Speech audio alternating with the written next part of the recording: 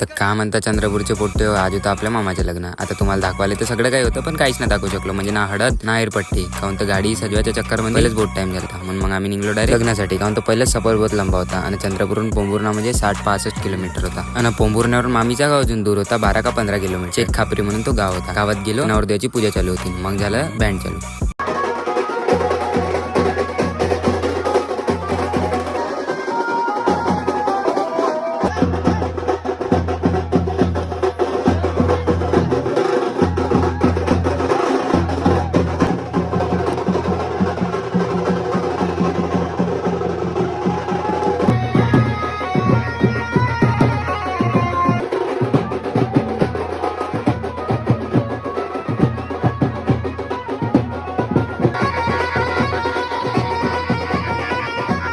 बहुत नाचलो पोट्टे हो ना. मग आलं लग्न मंडपात.